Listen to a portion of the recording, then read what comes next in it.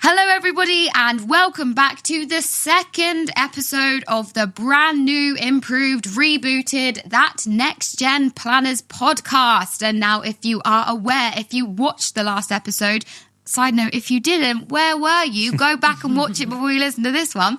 Where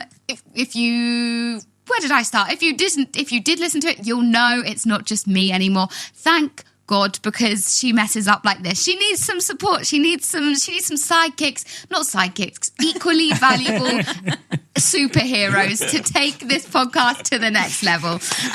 And we met one of them last week, and that was the brilliant Taylor Beavis. Welcome. Hello. Thanks for having me. Oh, you're welcome. It's my pleasure. It's my necessitated pleasure. And this week, we will be spending a little bit more time getting to know our other co-host. You met her last week. She was doing the interviewing, as she will normally going forward. But this week, she is the interviewee. Welcome, Clara Metcalfe. Hello. So, today is getting to know you. For our audience, if they don't know you, if they've never heard of you before, which I think they might. You're pretty involved in our NextGen Planners community, so I'm sure your face or your name... Yeah, I have my fingers are in a few pies. Yeah, they're popped up at some point. But just to give a little overview, what do you do? Where do you do it? What is Clara? That's my first question. What is Clara? That is a really great question. 90% water. Really? Good. Oh, that's good. Oh, yeah. Yeah. Hydrated. I'm very hydrated. You should see the size of my water bottle. No, I That is have. big. Yeah, It's that's huge. big. It's huge. But no, I'm Clara Metcalfe. I'm a financial planner at Ovation Finance. I'm also a financial coach. I don't do direct financial coaching, but I do use coaching skills in my financial planning. And I've been a financial planner since 2020. Started in lockdown. Before that, I was a paraplanner. Kind of went for the traditional route into the industry. Started an administrator. Did my exams while I was being a paraplanner, and then moved into advising, which is one of two very important routes. I could have become a senior paraplanner, but I quite enjoy the people side of the job. Yeah, I mean, great point to start with as well. Paraplanning, Exactly. very much a job in its own right. We couldn't do it without Very them. important, yeah. Indeed. So what brought you to the industry then? How did you find out about financial planning? As we mentioned in Taylor's podcast last week, it's not very widely publicised. People don't know about it, usually fall into it. Was that the case for you? Well, my mum pointed out to me a while back that an ex-boyfriend of mine, a very long time ago, his father was a financial planner. I had absolutely no idea. No. So it clearly was not on my radar. Yeah. I had no idea what it was until several years after that, in fact. And I only found out because I used to be a household PA, which is Sounds slightly... impressive. It does. Slightly kind of CV fluffing of housekeeper. But I worked for a lady who I won't mention the name of, but while I used to run errands, I stumbled across a wealth management firm, and I just thought I'd just pop in and just interview them and say, "Excuse me, what do you do?" And he said, "Well, pop back for a cup of tea and you can interview me about what I do for an hour." And I did, and I went in and he told me about how he talks to people, he does a little bit of tax, does a little bit of investments, he said basically it's about the relationships and getting to know those people and really helping them make changes in their life. And I really liked the sound of this. And then when I left my work as the household PA and then went back home, I started my own business and completely forgot about this for a while. And after running several businesses that kind of went a bit of a weird direction, I decided to go out and get a career because my quest to... I wanted to run a wine business. Ooh, yeah, like the sound of good. yeah. I mean, loved it. could you do it on the side as well? An extra wine business? I still own the domain name. Oh, okay. EnglishFineWines.co.uk. Wow, that's a good domain Watch name. this space. Yeah. iron.com. Watch out. She's covered the market. But I kind of decided that actually this was something that I wanted to pursue when I was retired one day. I really liked what I was doing at the time with some of the local wine businesses in Kent. And I knew that it was going to require a lot of money to really get it to where I wanted. And I didn't want to go down the route of going to banks and stuff like that. And I thought, let's just focus on having a career and have this as my sort of my retirement chapter. And it kind of came back to this idea of, I remember that guy I randomly met one day, and maybe I could pursue that. And I sort of went down the path of, do I become an accountant? I still quite liked the idea of doing that. And in the end, I decided to pursue the wealth management side and applied to a few apprenticeships locally. One I got really, really bad vibes from, because in my second interview, a guy was brought in and he was a scary man. And he asked me some very deeply personal questions, and I actually cried. I remember coming out the interview like, oh my God, what have you done? You've just cried in front of this person. What is wrong with you? And I had a phone call from the recruiter straight after going, they loved you. What? And I thought, what? And I thought, just humour it. Go back for interview 3 and find out what's going on here. And the guy said, what did you think of this guy? I brought him in because he likes to get under people's skin. I just like to see, how thick their skin is. Oh, no. And I remember thinking, alarm. Is this an industry I want to enter? Yeah. And it was around that time where I kind of thought, well, really, the guy I met seemed like he was doing great things. And I really wanted to do that. And I thought, is this my route in? Do I have to work for a company like this to get to where he is? And I went through a sort of month long of stalling, signing any paperwork with this company because they offered me the job, weirdly. And I stumbled across an apprenticeship with a slightly small local firm, and thank God. And I told the first firm I had narcolepsy, and therefore I couldn't drive to them. Of all the excuses. So true. At the time, I was falling asleep quite a lot when I was driving. Turns out it's ADHD, and I was just bored. Oh, so it was like it was a white lie. Really a lie? Yeah, that's fine. We'll take that. Yeah, in terms of also wanting to get more new people in the industry and have a better representation, that sounds like the worst interview ever. Someone who purposefully, quote unquote, gets under people's skin, which Awful. Terrible, makes you cry, and then goes, "We'll have you." You fit the mold. What? So many alarm bells were going with that company. It was things like, we don't cold call, we warm call, and all these conversions. You got to do exams, and at the time, I knew nothing about the industry. I didn't know what I was getting into. And I know that they weren't with the CII on that training route. I can't remember which training route they were on, but I remember at the time talking to some people about what their offering was, and they were saying, oh no, you don't want to go down that route, it's not very well respected. I have no idea to this day what route it was, but I felt like I was sort of stumbling in the fog a bit at the beginning. But you started to find your way then. So when you said you went to another apprenticeship, is that right? Yeah, I ended up taking an apprenticeship with a large national firm. And my boss at the time was lovely and still talk to this day. He was really supportive, and I really admired that guy, and he really cared about his clients. And good. I kind of felt like I was at least surrounded by some of the right people at that point. Bigger companies definitely weren't the place for me. No. But I did my training there. I worked as a PA for a bit. Then I trained as a paraplanner, got my exams, and I wanted to move areas as well, as it was a cultural issue, and I to this day don't think that I belong in a larger company. It's a little bit competitive, and that was the reason I didn't like that first company. And again, I just kind of felt like I wasn't in the right place, so I felt like I needed to move on, and I ended up joining again a smallish firm. Wanted to kind of keep that sort of smaller family values going, and again, it was a good firm, and they did encourage me to grow. And I was actually, when I was at that company, that I did Catherine Morgan's course, the financial coaching. Yes. Yeah.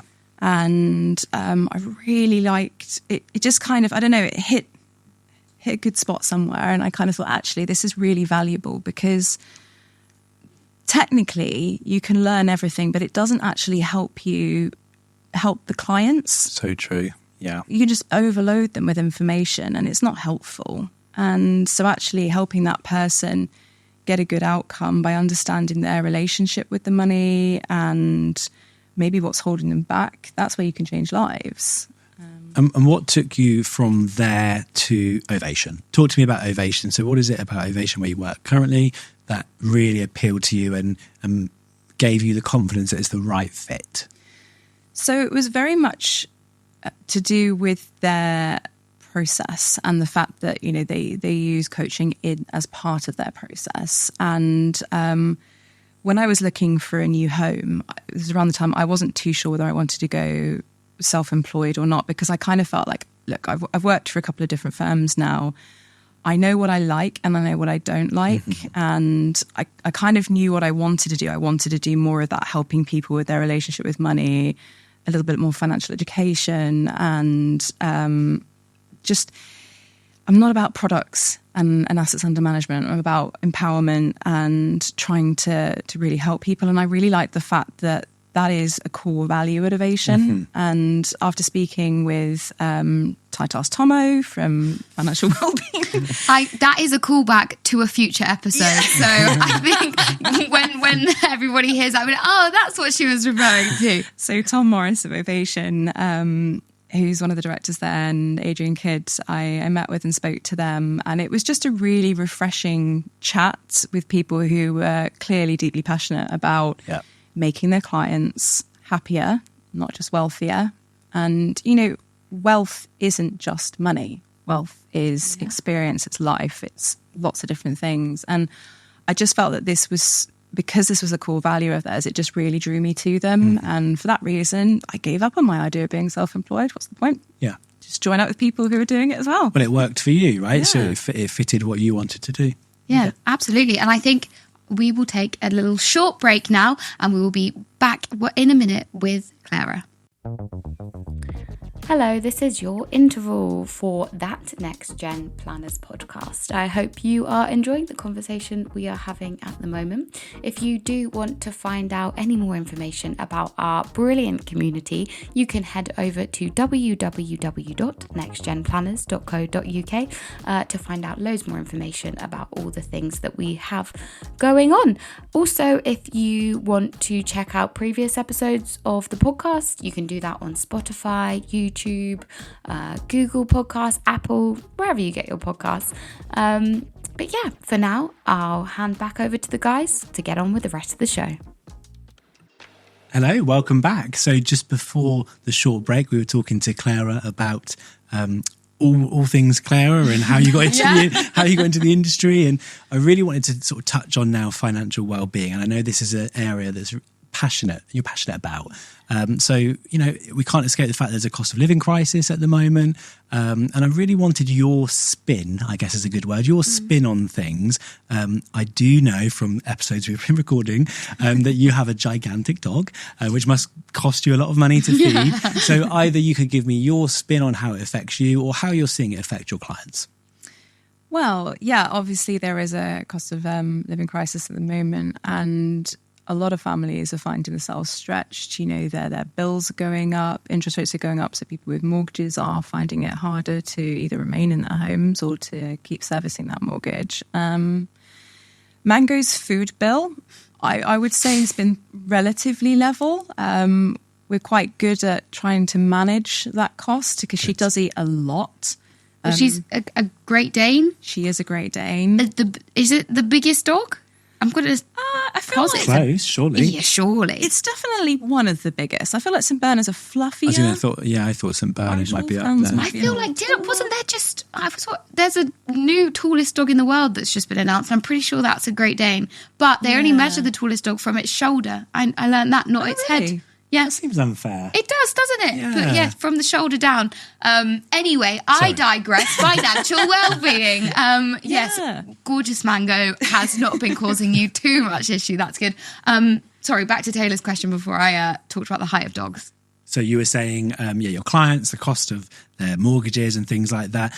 I guess, what about touch on your... because we're talking about your career, has the cost of living maybe changed your view on being employed versus self-employed because of the cost that would be involved with doing something like that, or not at all? You were just happy going employed? Oh, it was definitely at the time where I decided to change companies was around the time when I was thinking about going self-employed, and the cost of living crisis absolutely did play into that at the time, because I just got a mortgage. Yeah. I'd just taken on the biggest debt of my life, and I was then thinking about taking a massive financial risk. It was like you were saying on the last episode, you've got a certain amount of savings that will keep you going, but that if you can't get your business to get going by that time, what are you going to do? Yeah. And it was a discussion that I had to have with my partner, who at the time wasn't very comfortable with that. And that did factor into my decision to remain employed, but it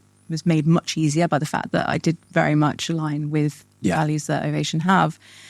And so I know, like, personally, I felt the cost of living crisis because I guess my friends always make jokes that, you know, they'll allocated in their budget more towards enjoyment, more towards their lifestyle, whereas I've allocated more towards savings. And my house, I intentionally stretched myself on that so that I was forcing myself to save in some ways. So actually, with bills and everything going up, it has been a difficult... You had a buffer already kind of there, is that what you're saying, in terms of you sort of always were quite good at budgeting, I guess, before? Is that what you're saying? Yeah, I have always been fairly good at saving, but it was more the fact that intentionally I probably stretched myself as far as I could on a mortgage anyway. It was a very difficult situation that I had. So I moved to Oxfordshire in 2020 and needed to find a house in the area, and the choices are fairly limited. Yeah.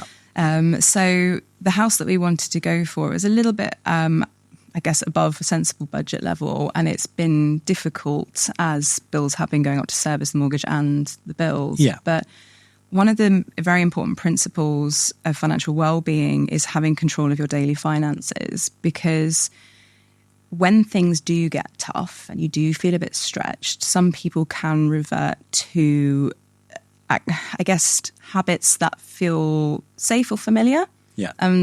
I know Catherine Morgan has talked about this a lot with debt cycles, and sometimes people go back to a habit of overspending, maybe at a time they shouldn't, because that's what they're familiar with and it feels safe to them. And one of the important things about having control of your daily finances is that when you understand where you're heading, even when times get tough, you know why you're doing it, you can stick to the plan, and you've made certain provisions. And, like, for example, having a really good emergency fund, having an idea of where that money is going to come from at certain periods. So yes, there may be periods where your budget is a little stretched thin, but you've put aside those provisions to help you through that period. So I would say that personally, I mean, I'm 32, so it's not like I've had my entire life to put aside a load of savings. So I'm in that stage of my life where I will get periods where I am feeling a little bit more stretched. I'm getting married next year. Yeah, that helps anybody's budget. So I'm the unmarried one of this podcast. I've just realised. Well, no, you're not married quite yet. But you will be soon. No, Yeah, you'll be unmarried one. I'll soon. be the one. Yeah, Yeah. Well, we've got the 3 stages. You were like, what? Surprise! Yeah. What's happening? What have you set up, Taylor? I didn't realise this was a matchmaking podcast. Yes, I mean, a wedding, that's exciting, big. Yeah. How are you feeling about that? Yeah. Scared. Terrified. But these things all make you, I was going to ask you anyway, they make you surely relatable to your clients. So the clients that you're working with, do these skills and these budgeting issues and challenges that you face personally, do you think they do help you when you're in front of a client to help them? Absolutely, because you have compassion for people and understanding when you've, lived through similar experiences, but you don't know. I mean, it's a bit like dealing with people with children. I don't have children. Obviously you do, but that doesn't mean that I can't relate to them. You can still have compassion for somebody. But it does help that maybe I found some coping strategies that have helped me and I can pass them on. But equally, our power is in our network. And like you said, in the last episode, we support and talk to each other all the time. So I'm constantly learning off other financial advisors, and I'll come across tips that people have given to me that I can pass on to my clients. My personal experiences definitely I draw upon, but I have not lived as much life as some people. Yeah, so you're still learning every day almost like we all are. And for me, kind of the final question that I'd like to really know is, if you were doing this all again, or if you were giving somebody else who's maybe 21, 22, some advice about becoming either a paraplanner or financial planner, whichever you prefer to answer, or both would be great, what tips would you give them that you'd like to pass on? First of all, get in touch with the NextGen Planners community. That's why we chose her as a co-host. I knew there was a reason. There she goes. Excellent. Thank you, Clara. They will help you navigate the fog, so you don't end up in a similar situation to I did when I entered. You speak to other financial planners, reach out. I mean, my door is always open if people want to talk to me and get a feel for the industry. And I think it's speaking to people and understanding where you want to go, what kind of firm you'd like to work with, what's important to you about your future roles, and finding companies that align with that and just going for it. Love it. Perfect. Well, there you go. You've had a whistle-stop tour of my two co-hosts. Hopefully you know them a little bit better now. If not, you will get to know them a lot better in the coming episodes. You have so much to look forward to. We've had some brilliant guests in so far. As we said, we've already done a lot of the interviewing. This is retrospective. Thank you very much for watching and or listening to That NextGen Planners Podcast. If you enjoyed this podcast, you can find all of our past and future episodes on Spotify, Apple, YouTube, Google, and on our website, which is where you can find out loads more information about our brilliant community. And finally, if you can, do leave us a review. It really does help us to grow the podcast. Like, subscribe, all of those good things, and we look forward to seeing you next time.